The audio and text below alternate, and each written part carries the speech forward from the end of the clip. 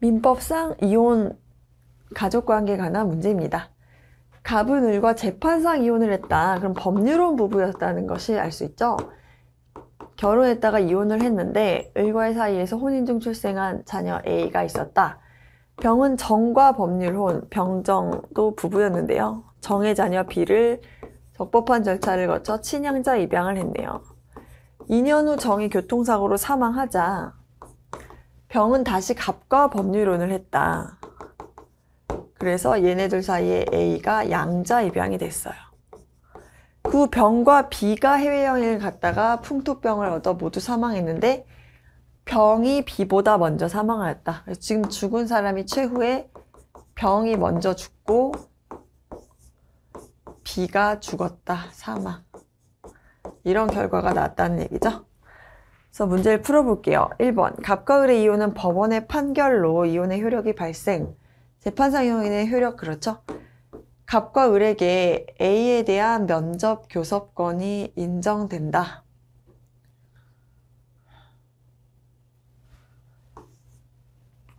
갑이 A를 양육하니까 갑은 A에 대한 친권이 있는 거고요. 면접 교섭권이 인정되는 거는 을에게 인정되는 거겠죠.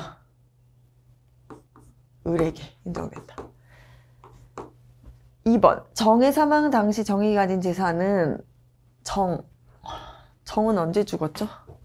지금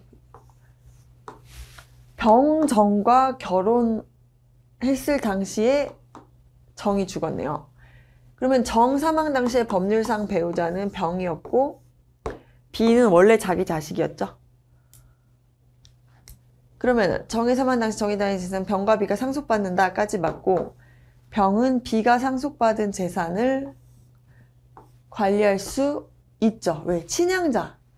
미성년자인 자녀를 친양자 입양했으니까 자기 자녀나 마찬가지예요. 그래서 이것도 관리할 수도 있어요. 3번. 병이 A를 입양함에 따라 A는 병의 친생자와 같은 지위를 가지게 되고 병은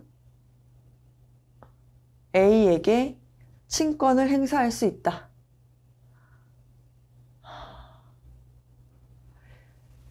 그런데 지금 양자로 입양할 당시가 이미 미성년자가 아닌 성인인 상태였죠. 성인인 상태에서는 친권을 행사할 수가 없어요. 친권이라는 건 부모의 미성년자에 대한 권리이기 때문이에요. 4번. 병과 B의 해외여행 출발 당시 갑을 병, B는 모두 A의 친족이다. A를 한번 살펴볼게요.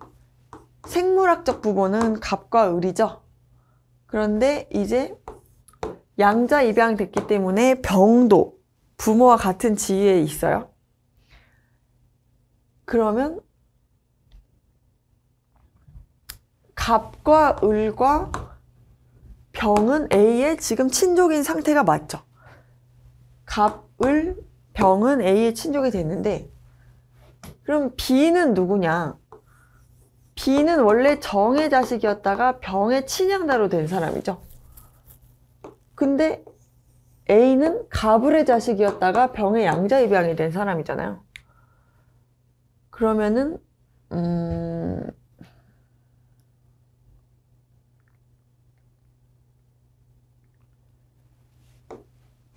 A와 B의 관계를 따져보면 A와 병은 혈족에 준하는 관계에 해당하고요. 양자니까. 혈족에 해당하겠죠.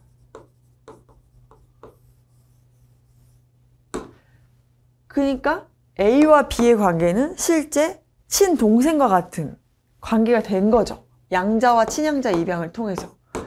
그렇기 때문에 친족이다라는 게 맞는 말이네요. 5번. 병의 사망에 따른 상속인은 갑 A, B고 B의 사망에 따른 상속인은 갑이다. 이게 맞는지 한번 봐볼게요. 병이 사망할 당시에 법률상의 배우자는 갑이죠. 갑은 당연히 상속인 되고요. 갑. 그리고 양자 입양했으니까 A도 상속인이 되고 B는 친양자 입양을 했으니까 B도 상속인이 돼요.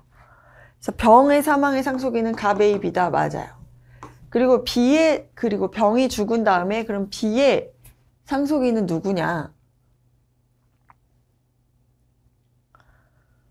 B는 지금 정의 자식이었다가 병한테 친양자 입양된 사람이죠. 그런데 정은 이미 죽었단 말이에요. 그리고 병도 죽었어요. 그러면은 갑과 B는 무슨 관계냐면은